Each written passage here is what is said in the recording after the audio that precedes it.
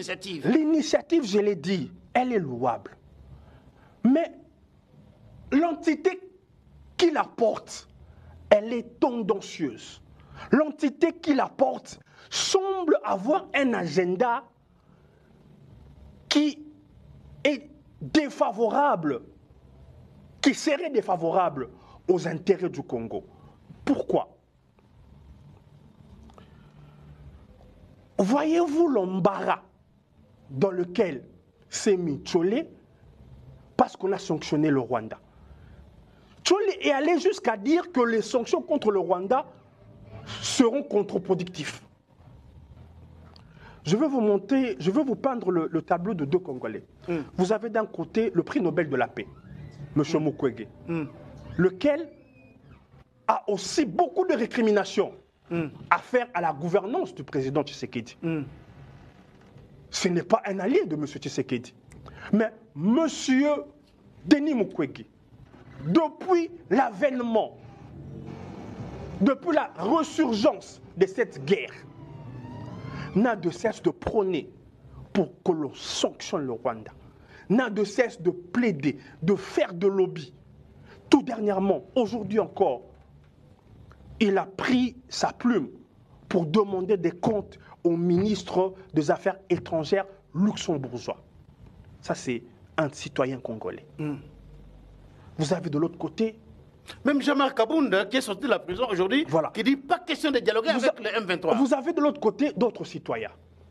Les Olivier Kamitatou, Olivier Kamitatou, oui. Les Tcholé, lui aussi trouve que les sanctions contre les les Rwandais Diongo, pas de problème. Eux, à chaque prise de parole, ils sont opposés à toute forme de sanction contre le Rwanda. Comment accepter d'avoir comme médiateur une entité qui est complaisant, qui est aussi complaisant vis-à-vis d'une partie qui a commis des crimes condamnés même par la communauté internationale.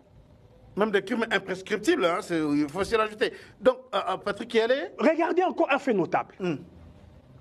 On demande à Tcholé qu'est-ce qu'il pense des massacres commis par l'agression. Il sort des propos, je dirais, je ne veux pas être mal... Lénifiant. Il dit la vie continue. Vous imaginez? Il dit la vie continue avec un sourire au coin. Pourquoi un tel niveau de complaisance vis-à-vis de l'attitude criminelle? Observez, une attitude criminelle qui ne date pas d'aujourd'hui. Une attitude criminelle répétitive. Mais vous faites le choix de vous montrer aussi complaisant. Est-ce que c'est pour cela qu'il fallait confisquer les passeports du monseigneur Tcholé?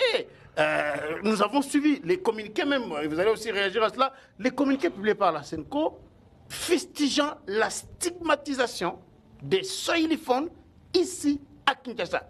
Plusieurs images sont aujourd'hui diffusées dans les réseaux sociaux démontrant si ces images-là sont vraies. Permettez-moi, Charles Lequin, de ne pas prendre ni la parole de Tcholé, ni la parole de M. Mouteba, plus encore lui, comme parole d'évangile. Fulgence Mouteba. Oui.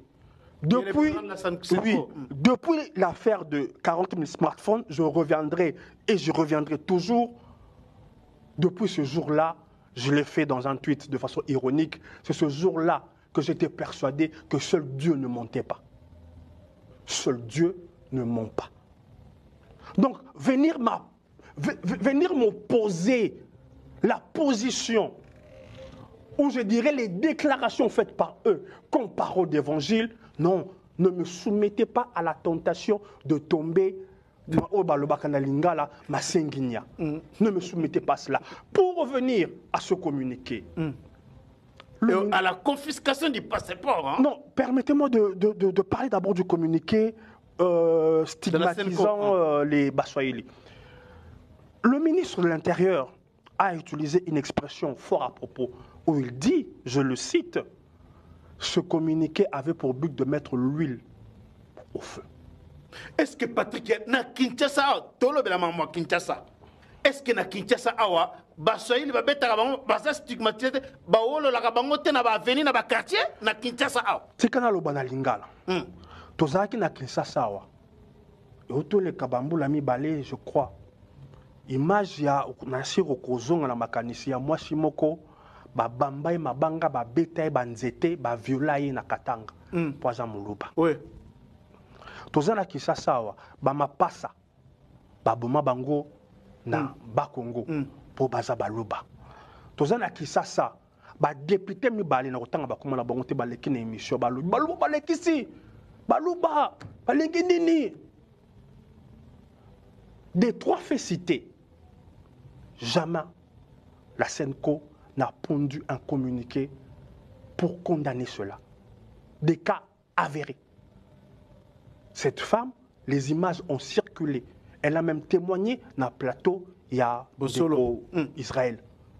Jamais la Senco n'a produit un quelconque communiqué pour dénoncer cela. Les propos d'incitation à la haine tribale, qui a même valu l'incarcération d'un député. La Senco ne s'est jamais prononcée. La mort de ces jumeaux, tués parce qu'ils étaient balouba.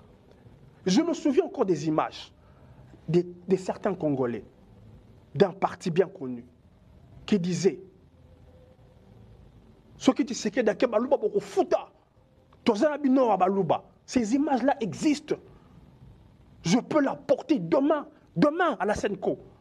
Ou des Congolais je crois que c'était une image tournée à Tchango, menaçaient clairement les Balouba, les rendant complices, responsables de la mégestion de Tshisekedi.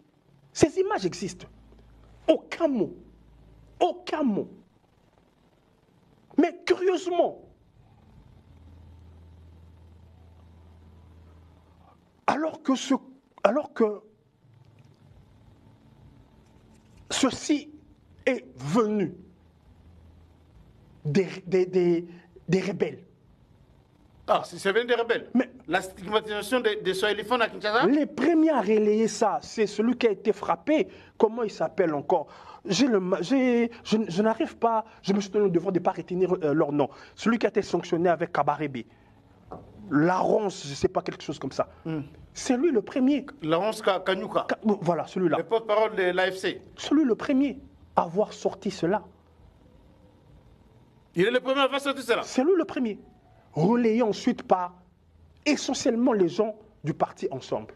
Donc Fulgence Mouteba est connu pour sa proximité avec eux. Et là, ils trouvent opportun, alors qu'ils n'avaient pas trouvé opportun de compatir avec les morts en cascade que les Baswahili ont subi des Rwandais. Vous voyez encore la complaisance. Vous voyez encore cette espèce... La mort des Baswahili. Mais ceux qui sont morts à l'Est, il y a parmi eux des Baswahili. Ils ne sont pas morts d'une maladie, ces gens. Ils sont morts assassinés par l'agression rwandaise. De cela, aucun mot. Ils ont dit que ce n'était pas opportun de condamner cela. Mais ils trouvent opportun de condamner une prétendue stigmatisation. Pour des morts, rien n'a été dit. Mais pour une stigmatisation, un communiqué est sorti. Et ils vont loin jusqu'à dire que c'est de la provocation. Qui les provoque? Non, mais ravi quand même les passeports Je vous ai dit, Charlequin, permettez-moi de ne pas considérer la parole de ces gens comme parole d'évangile. Seul Dieu ne mentait pas.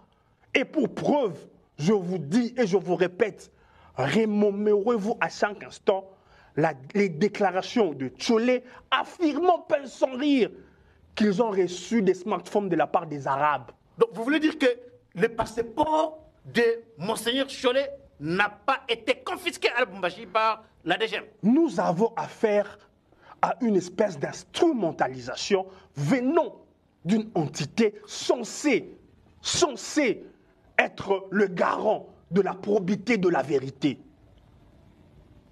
C'est cela. C'est cela. Des personnes qui, sachant que pondre un tel communiqué risque de provoquer de remous dans ce temps trouble. Même la guerre civile, hein? Mais évidemment, ils n'ont pas hésité. Ils n'ont pas hésité à mettre ce communiqué sur la place publique. Mais c'est comme ça que j'ai dit tantôt que j'ai l'impression, volontairement ou involontairement, que M. Fayulu fait preuve de candeur en mettant pleinement sa confiance en ces gens qui ont un schéma que je pense que M. Fayulu ne maîtrise pas. Ah bon? Mais je vous dis... Mais Martin Fayulu est l'initiateur de la cohésion nationale. Si les évêques ont emboîté les pas à M. Fayulu, il ne peut qu'aller dans ce... Mais regardez le côté pernicieux de cette entité. Alors qu'ils ont sollicité d'être reçus par le chef de l'État, M. Chollet, encore lui, 2 jours ou quoi, un jour avant, est passé sur la chaîne Okapi pour dire que le président les avait appelés. Le président a pris soin de rappeler que c'était un mensonge. Qu'il ne les avait pas appelés. Un autre mensonge. Un autre mensonge. Je vous dis, seul Dieu ne ment pas. Pour ceux qui croient qu'il y aurait d'autres gens, fussent-ils évêques, qui ne mentiraient pas, je leur laisse dans leur candeur. Le chef de l'État l'a rappelé. Pourquoi ne pondent-ils pas un communiqué pour contredire cela? Eux qui sont si prompts dans les communiqués. Ah bon? Ils n'ont jamais contredit le président Tshisekedi. Vous avez lu un communiqué, une sortie médiatique de Chollet pour dire que le président a menti et que c'est le président qui avait fait appel et que ce n'est pas eux qui ont sollicité? Ce côté, je dirais, de manipulation, de travestir les faits, c'est fait à quel but? À quel dessein? Pourquoi? Pourquoi s'empresser? Pourquoi